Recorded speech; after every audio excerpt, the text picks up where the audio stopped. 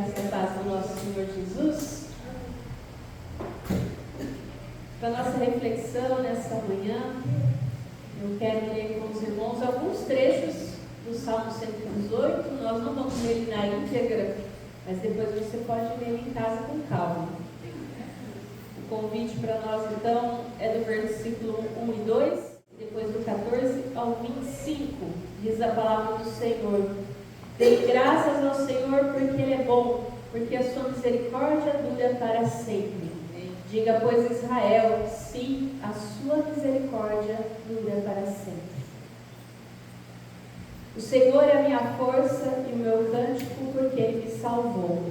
Nas tendas dos justos, a voz de júbilo e de salvação. A mão do Senhor faz proezas. A mão do Senhor se eleva. A mão do Senhor faz proezas. Não morrerei, pelo contrário, viverei e contarei as obras do Senhor. O Senhor me castigou severamente, mas não me entregou à morte. Abram as portas da justiça para mim, entrarei por elas e darei graças ao Senhor. Esta é a porta do Senhor, por ela entrarão os justos. Graças te dou porque me escutaste e foste a minha salvação. A pedra que os construtores rejeitaram, veio essa a ser a pedra angular. Isto procede do Senhor e é maravilhoso aos nossos olhos. Este é o dia que o Senhor fez. Exultemos e alegremos-nos nele. Ó, salva do Senhor, nós te pedimos. Ó Senhor, concede-nos prosperidade. Palavras do Senhor. Vamos orar mais uma vez? Pai, nessa hora nós pedimos que o Senhor seja conosco, que o Senhor nos fortaleça, que o Senhor nos dê entendimento da Tua palavra, Pai. E acima de tudo, que ela encontre no nosso coração terra fértil.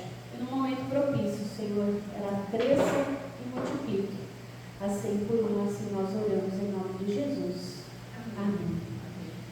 Esse salmo, ele faz parte do Halel, que são os salmos que vão de 113 a 118, cantado por Jesus e seus discípulos na última ceia, na quinta-feira. Quando Jesus sai para o Getsemane, ele provavelmente tinha essas palavras nos lábios. A destra do Senhor faz proezas, como está no verso 16. Ele sabia que a morte seria o seu caminho para a exaltação. A parte introdutória que nós lemos, nos primeiros versículos, ela é seguida por ações de graças de uma pessoa.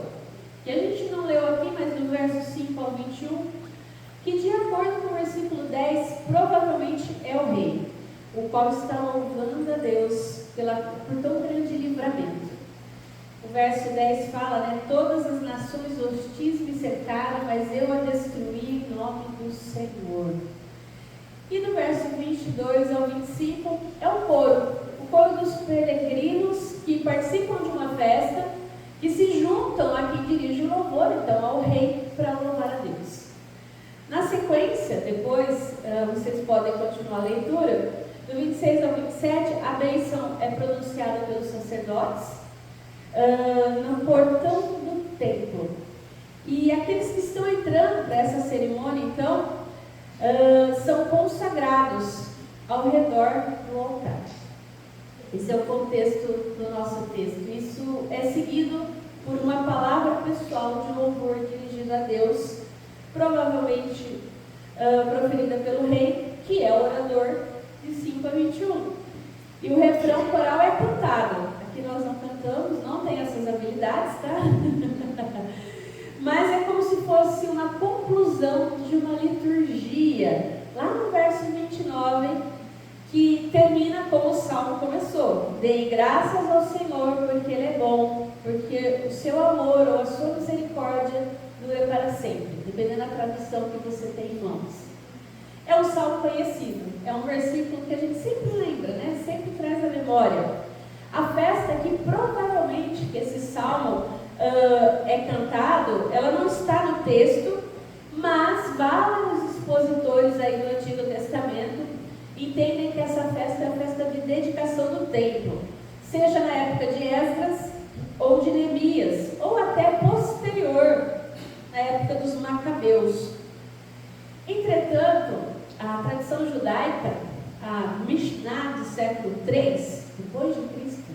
relaciona esse salmo à festa dos tabernáculos, que era comemorado no dia 15 do mês de Tishi, provavelmente é setembro e outubro, e durava 7 dias. A festa celebrava a primeira colheita de frutas e grãos na terra prometida, na terra recebida, bem como a provisão de Deus para o seu povo durante a sua jornada no deserto, trazendo à memória a sua caminhada do Egito para a terra prometida.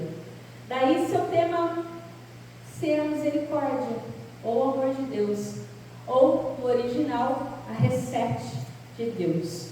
É uma liturgia de ação de graças, é propícia para o dia pascual, porque muitas vezes a vida coloca a gente em situações onde parece que as pedras estão caindo sobre nós e parece difícil dar graças.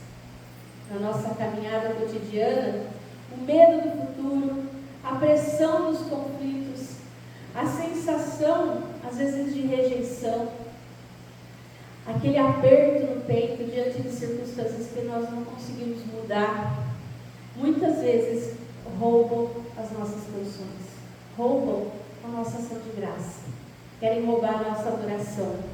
No entanto, esse salmo, historicamente, então, o último cantado por Jesus com seus discípulos antes dele ir para o Getsemane, nos oferece uma perspectiva diferente, se não revolucionária.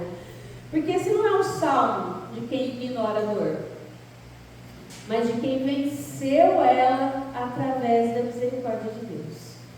E nesse sentido, ele nos revela que quando tudo ao nosso redor parece instável, existe uma rocha que não se abala, que é estável. E hoje eu queria mergulhar com você um pouquinho, então, nessa jornada litúrgica que nos leva do reconhecimento, então, da bondade de Deus, ao grito final de vitória numa manhã de domingo. Que o nosso coração possa ser renovado, porque esse é o dia que o Senhor nos fez, para restaurar a nossa força, a sua força, renovar a sua esperança na pedra angular, que é Jesus Cristo. Então eu quero convidar você a essa reflexão. Eu separei o nosso texto aqui em 4 pontos. Fugir do parâmetro presbiteriano de 3 pontos. E aí, hoje eu resolvi desenhar para ficar mais fácil, tá? Porque eu sei que às vezes a gente não está com a Bíblia na mão, mas o primeiro ponto para a nossa reflexão é a fonte da nossa alegria, que é a bondade eterna de Deus. O salmista inicia afirmando que Deus é bom. No hebraico, Tov. Você talvez já tenha até um livro, né? Uma igreja chamada Tov, que é a ideia da bondade de Deus. Porque essa bondade não é simplesmente a ação de Deus, mas é o caráter de Deus. Ou seja, a sua própria fonte de felicidade bem comum. Não é uma alegria baseada na circunstância, mas na natureza inalterada do Deus ao qual a gente busca. Então, dizer que Deus é bom significa que a bondade é parte da sua essência, não apenas algo que Ele faz, mas algo que Ele é. E aqui o termo está ligado diretamente com a sua lealdade, com o seu amor fiel, com a sua misericórdia. No original, recede, que dura para sempre. Por que eu estou reforçando aqui? Não é para mostrar, olha como a gente sabe de hebraico. É porque no hebraico, essas palavras elas têm um sentido que no português a gente poderia usar várias palavras para entender. Então, quando a gente pensa aqui na palavra original, recete, ela vai muito além da misericórdia no sentido que a gente entende. Ela significa então um amor leal, ela significa aliança, é uma bondade amorosa, é uma fidelidade comprometida. E nesse sentido, ela dura para sempre, ela é eterna. O que significa que mesmo quando nós falhamos, o compromisso de Deus não falha. A gente peca, mas Deus não deixa de ser fiel. Não por causa do que a gente faz ou deixa de fazer, mas por causa de quem Ele é, da sua própria bondade, da sua própria misericórdia. O salmista, ele convoca Israel, os que temem ao Senhor, a proclamar esse amor. E isso transforma o louvor em uma ação coletiva, em uma ação pública de gratidão. O contexto do salmo é de alguém que foi liberto de grandes angústias. E nesse sentido, então, a recete não é só um conceito então abstrato, mas é uma força ativa, que realmente alivia, traz refúgio, traz vitória em meio às lutas, tornando Deus, então, o ajudador principal. Se eu venci, foi porque Deus estava na frente. E reconhecer, então, essa recete, essa misericórdia divina, nos convida a confiar totalmente em Deus, em vez dos seres humanos, em vez da justiça humana, mas confiar naquele que é juiz sobre todas as coisas, celebrando a vida e o momento presente, o dia que o Senhor fez, hoje, como um presente de Deus para nós. Nesse sentido, então, Deus é a fonte de alegria, porque a sua bondade ela é única, ela é constante em um mundo de variáveis. Porque hoje em dia, muitas vezes, a gente recebe a bondade das pessoas, se nós estivermos em uma condição X ou Y. Mas se a gente estiver bem, a pessoa ela não entende que ela precisa. Por que eu vou ser boa com aquela pessoa? Nesse sentido, não. Independe, quando nós entendemos que a misericórdia de Deus, que a bondade de Deus não tem fim, o medo do futuro, ou o medo de como essas pessoas, ou qualquer pessoa vai agir conosco, não importa. Porque nós entendemos que aquele que é Senhor de todas as coisas, está conosco e cuida de nós, conforme a sua bondade, não a nossa recepção a ela. E isso nos enche de gratidão. No Antigo Testamento, a misericórdia, então esse recete de Deus, era uma promessa da fidelidade de Deus. Na ressurreição, essa promessa, ela se materializa. A maior prova de que o amor de Deus dura para sempre é o fato de que nem a morte pôde segurar Jesus. E isso a gente precisa se alegrar. Nossa alegria não é apenas um sentimento, mas é a certeza de que a vida venceu. Nós podemos nos alegrar hoje, apesar das nossas lutas, das nossas dificuldades, das nossas tristezas, porque Jesus venceu a morte. A cruz foi o momento em que a misericórdia parecia ter falhado. Não é possível. No entanto, a ressurreição prova que o plano de Deus ele é inabalável. Jesus é a fonte da nossa alegria porque ele é o fundamento que nunca cede. Jesus ressuscitado, a misericórdia, ela deixa de ser uma esperança abstrata para ser uma pessoa viva, que os discípulos podem tocar, que eles podem testemunhar, que eles podem falar. Nossa alegria é inabalável, porque a nossa fonte derrotou o túmulo. O sepulcro está vazio. Aleluia. Segundo, a gente tem aí um conflito, né? E a vitória. Porque quando o salmista fala que a gente crê que o Senhor é a nossa força, que ele vai falar do 14 ao 18, e aí parece que o cenário muda. De repente parece que ele está contemplando um campo de batalha. E aí a gente começa a entender que essa alegria que o Senhor nos dá não é a ausência de problemas, não é rir à toa, mas é uma confiança de quem sobreviveu ao caos pelas mãos do Senhor. Para desenvolver essa ideia de conflito e vitória, a gente pode olhar para 3 pilares que eu coloquei aí, separadinho, né? Primeiro, ele diz no verso 14, o Senhor é a minha força e meu cântico, ele se tornou a minha salvação. O salmista, ele admite que a sua própria força acabou.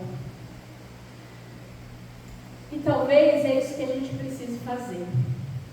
Reconhecer que a gente às vezes tem que parar de lutar com recursos limitados e entregar as nossas lutas ao Senhor. Deus não dá apenas a força, ele se torna a própria canção no meio da luta. E isso significa que mesmo sob pressão, o cristão cristão tem um motivo de celebração que o mundo não entende. A luta está difícil, não é fácil. Mas a gente tem que parar de lutar com as nossas forças e entregar para o Senhor. Porque a destra que age, né, o salmista repete isso 3 vezes: faz proezas. Faz proezas. Na Bíblia, a mão direita, essa ideia da destra do Senhor, simboliza o poder e a ação e a autoridade de Deus. No conflito, Deus não é um espectador. Ele intervém. Ele vem nas nossas vidas. Ele luta por nós. Onde antes havia um som de espada, de choro, agora há vozes de júbilo, de vitórias nas tendas do justo. A vitória de Deus transforma primeiro o nosso coração, depois o nosso lar, os lugares onde nós andamos. E isso é maravilhoso, porque a sua destra faz proezas. E talvez a pergunta seja: você tem deixado a destra do Senhor dirigir a sua vida? Para que realmente você possa perceber e sentir essa proeza que é possível ser feita? Ou a gente ainda está tentando com a nossa mão esquerda, desculpe os irmãos que são canhotos, mas para quem é destro, fazer com as mãos esquerdas é terrível, qualquer coisa, não é? Às vezes é assim que a gente vive a nossa vida, fazendo as coisas com a nossa mão, que não é a principal, ao invés de a gente entregar para Deus, que é a ideia aí da mão destra, da mão que tem poder. E aí ele fala dessa ideia do conflito também, o propósito de sobrevivência, do verso 17 a 18, ele fala: não morrerei, mas viverei, e contarei as obras do Senhor. E o 18 fala, né, ele é crucial: o Senhor me castigou muito, mas Ele não me entregou à morte. O conflito, muitas vezes, é uma pedagogia de Deus na nossa vida. A gente é avesso, né, a conflitos, mas muitas vezes a gente precisa encarar algumas coisas de frente. Porque Deus permite que essas pressões nos moldem. Só que Ele estabelece um limite, né? A morte não tem a última palavra. Então, diante das lutas que nós enfrentamos, a morte não tem a última palavra. Muitas vezes a gente tem medo, a gente tem receio. Mas você aceitou Cristo como Senhor e Salvador? Em última instância, se tudo der errado aos olhos do mundo, se a gente parar no sepulcro, pela fé a gente crê que lá a gente não vai ficar. Porque Cristo ressuscitou e garante que nós também ressuscitaremos. E a gente se esquece dessa esperança. A gente precisa viver como realmente pessoas ressurretas, olhando para as coisas do alto, como nós falamos em Colossenses. Jesus, ele é o cumprimento máximo desses discípulos, porque o objeto da vitória aqui não é apenas um conforto para nós, porque às vezes a gente está enfrentando umas batalhas da vida, sabe o que a gente quer? Descansar. Só que às vezes essas lutas não são para o nosso conforto, não é para o nosso descanso, mas é para a missão, é para nos aprimorar, porque você não sobrevive ao conflito apenas para descansar, mas para ser porta-voz da reset de Deus, da misericórdia de Deus, para outros que ainda estão na batalha. A gente é quem leva o amor, o cuidado, o conforto para aqueles que estão lutando. Não é para descansar. Porque às vezes a gente acha isso, né? Não vejo a hora que se termina para descansar. Aí de repente aparece uma pessoa vivendo o mesmo drama que você viveu há um tempo atrás. E você não entende, né? Mas é Deus assim te mandando para a missão. De confortar aquela pessoa, de levar uma oração, de ser a reset de Deus naquela vida. Jesus, ele enfrentou o maior conflito, que foi a cruz. Ele foi castigado pelas nossas transgressões, mas a destra do Senhor o levantou. E nesse sentido, ao ressuscitar, ele declara ao mundo: não morrerei, mas viverei. Como o Salmo diz, nele o conflito pessoal, ele ganha um sentido de vitória eterna. Vai muito E a gente não pode se esquecer disso, a gente precisa viver nesse sentido e lembrar de tudo isso. Terceiro, o escândalo da Páscoa, porque ele vai falar nesse versículo que é tão popular para nós, né, da pedra rejeitada. E aí eu queria mergulhar com você um pouco nesse paradoxo profundo da fé cristã. Como que algo desprezado se torna fundamental para tudo? Os construtores aqui representam os especialistas, os líderes religiosos, as estruturas de poder da época. Elas olharam para Jesus e serve não viram utilidade. Aos olhos humanos, um Messias que sofre e morre é um erro de arquitetura.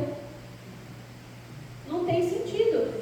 Ele não se encaixa no projeto de poder político ou de perfeição ritual exigido por aqueles que estão no poder. E o escândalo continua. Sempre que a gente tenta construir a nossa vida, a nossa igreja, a nossa sociedade, descartando os valores de Jesus. De humildade, de sacrifício, de amor ao inimigo, por considerá-los impraticáveis ou fracos. Se Jesus é fraco. A pedra angular aqui do nosso texto, no original Rosh Pinah, era a pedra mais importante de uma construção. Aquela que dava o ângulo, que sustentava o peso de duas paredes principais. Não era qualquer pedra. O que o mundo então jogou no lixo, Deus colocou no centro. A ressurreição é o ato de Deus catando então essa pedra descartada no Calvário e fazendo dela o suporte de todo o universo. O Salmo, ele nos ensina que o valor de algo não é definido por quem o rejeita, mas sim por quem o utiliza. Jesus, o rejeitado, tornou-se o Senhor. Aleluia. O verso 23 ainda diz que essa inversão é maravilhosa aos nossos olhos. Isso aponta para a lógica de Deus, que é oposta ao ser humano, que é loucura, né? Para a gente, muitas vezes, escândalo para os gentios, como Paulo vai falar, é maravilhoso porque é inesperado. Ninguém planejaria a salvação através de uma cruz. A cruz era sinal de maldição. Era um escândalo, ou no grego, escândalo. E adivinham como que é pedra de tropeço no grego? Escândalo. É a mesma palavra. Ou seja, a força do ser humano, ela é pedra de tropeço perto da força de Deus, que é pedra angular. É um sentido trocado. E nesse sentido, o fato da vitória vir através da derrota, da morte, da rejeição, prova que essa obra é 100% de Deus, não é humana. Não houve mérito humano, apenas a sabedoria de Deus transformando aquilo que era descarte em tesouro. E esse trecho nos conforta, porque muitas vezes nós nos sentimos assim também, como rejeitados pelos construtores desse mundo. Se nós estamos unidos a Cristo, a nossa rejeição momentânea é o palco para a exaltação de Deus. E assim como na Páscoa, o que parece um fim é na verdade o começo, o assentamento da pedra fundamental de algo novo, que assim seja para nós também. E por último, esse versículo que é tão popular entre nós, né? Esse é o dia que o Senhor fez, regozijemos-nos nele. É a resposta da igreja a tudo isso.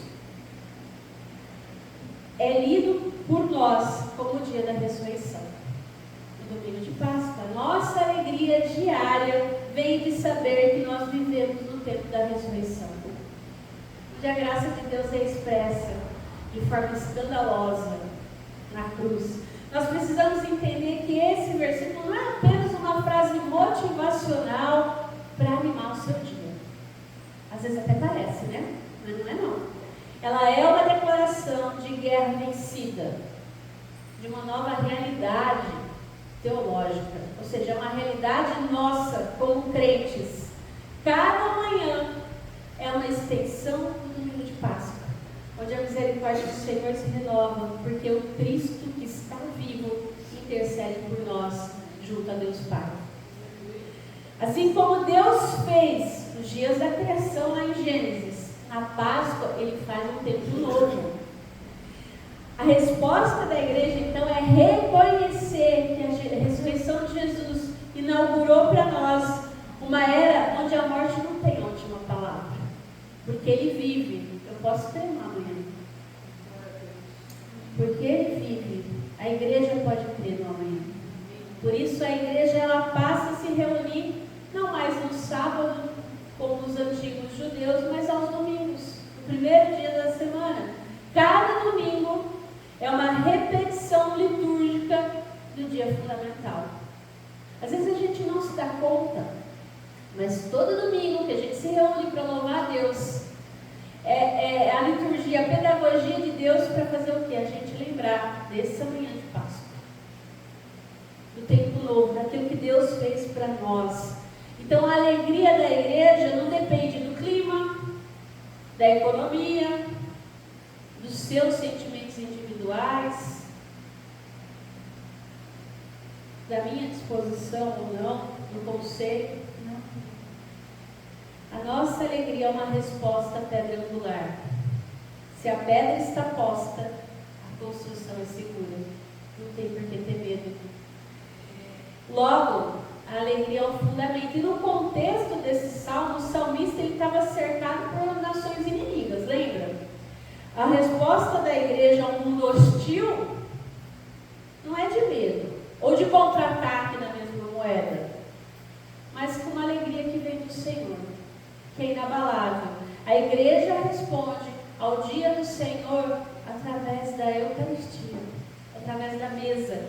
E Eucaristia significa ação de graças. Isso é maravilhoso, porque dizer este é o dia é admitir que o livramento não foi fruto de uma estratégia humana, mas de um ato soberano de Deus.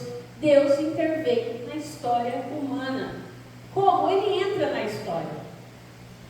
O que é eterno se torna terreno, habita entre nós, vive entre nós, chora as nossas dores, ri com as nossas alegrias, morre, assim como nós morremos por causa do pecado. Ele não morreu por causa do pecado dele, mas porque na cruz ele tomou o meu, o seu, nossos pecados. E ele entrega o seu Espírito. E ao ser ressurreto, isso significa que foi aceito diante de Deus o seu sacrifício. E que a gente pode se alegrar sim, porque não depende mais do que a gente faz ou deixa de fazer para receber a promessa de vida eterna, mas do que Cristo fez na cruz. E o que Ele fez na cruz foi suficiente, uma única vez, para a remissão dos nossos pecados. Nós celebramos hoje a presença de um Cristo ressurreto, que torna o presente difícil, complicado, cheio de conflito, suportável, vitorioso, cheio de esperança. Porque Ele vive, a gente pode crer no amanhã. A nossa alegria nos dá ousadia para pedir. Para pedir. Como assim pedir? Eu fiz questão de ler até o 25, justamente por causa disso. Como é que o salmista, eu vou voltar aqui que eu fechei a minha Bíblia. Como que o salmista, ele fala no verso 25, olha só, ousado esse salmista. Ó, salva-nos, Senhor, nós te pedimos. Ó, Senhor, concede-nos prosperidade. A gente pode pedir, a gente pode se prostrar diante do Senhor, porque Ele venceu. Então não há nada que a gente não possa pedir pelo Senhor. E aqui prosperidade não é no sentido financeiro apenas não, tá? Faz parte do pacote, pensando no contexto do Antigo Testamento, tá? Mas diz muito mais respeito. Ser próspero é ser aquele que habita Senhor como seu refúgio e sua fortaleza, socorro bem presente no dia da angústia. Isso é muito mais ser próspero do que ter dinheiro na conta corrente. Nós celebramos hoje a vitória de Cristo e, baseado nela, nós pedimos que Ele manifeste essa vitória nas nossas lutas diárias. Quando a gente sair daqui, não é só uma celebração bonita, com uma mesa extremamente linda, e louvado seja Deus pelas irmãs que prepararam essa mesa. Mas vai muito além disso. Quando você sair dessas portas para fora, o que é a ressurreição transforma na sua vida diária, nas suas lutas? Te dá esperança ou não? E para concluir, eu queria pensar com você que quando a gente percorre então esse salmo, a gente entende que a vida cristã não é uma jornada de ausência de lutas, mas da presença de Deus conosco. E essa mensagem nos conduz a 4 certezas fundamentais. Primeiro, o fundamento é imutável. A nossa jornada começa e termina na bondade de Deus. A alegria que o mundo oferece, ela é passageira, mas a recette de Deus, a sua misericórdia, a sua bondade, o seu amor leal, dependendo da tradução que você tiver aí guardado na sua cabeça, do Senhor é o solo firme que jamais vai ceder. Então não se esqueça, se Ele é a fonte, a nossa alegria nunca vai secar, porque Deus não muda. Segundo, a luta é real, mas a vitória é certa.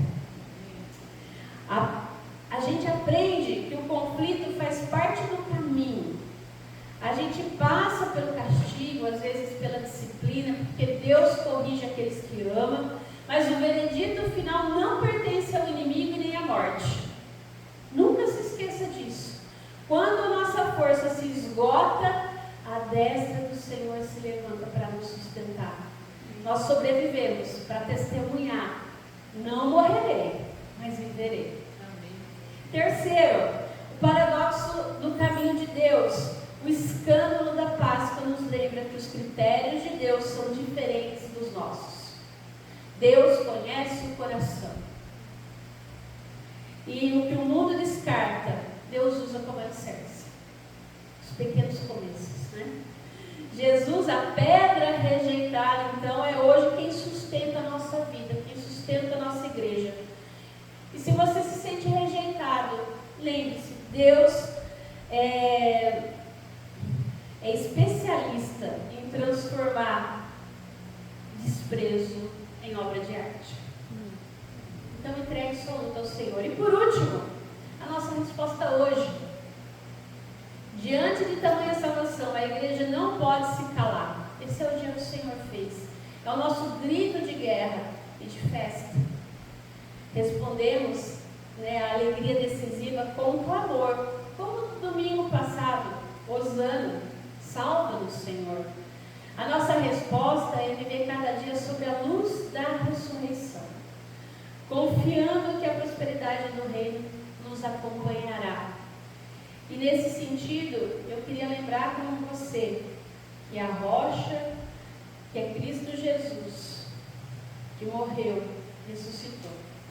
E eu queria ler com você o trecho da ressurreição, que é muito importante para nós no dia de hoje. João 20, do 1 ao 10.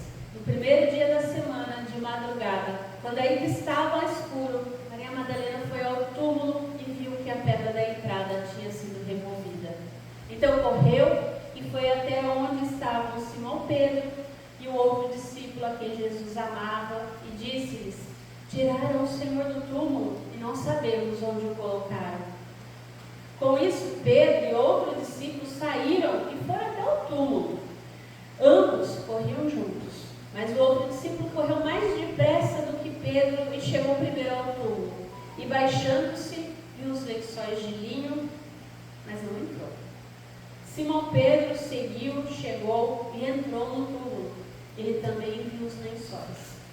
E o lenço que tinha estado sobre a cabeça de Jesus, e que não estava com os lençóis, mas enrolado num lugar à parte. Então o outro discípulo que havia chegado primeiro ao túmulo Também entrou.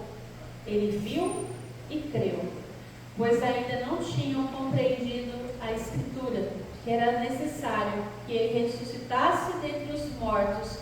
E os discípulos voltaram outra vez para casa. Depois disso, a gente tem todo o desenrolar da história, né? Que a gente possa lembrar sempre disso. Que a bondade eterna do Senhor nos consola. Que a força de Deus nos levante nos conflitos da nossa vida. E que a alegria da ressurreição seja a sua canção diária. Ele não está no sepulcro. O sepulcro está vazio. Celebre porque a pedra angular está posta.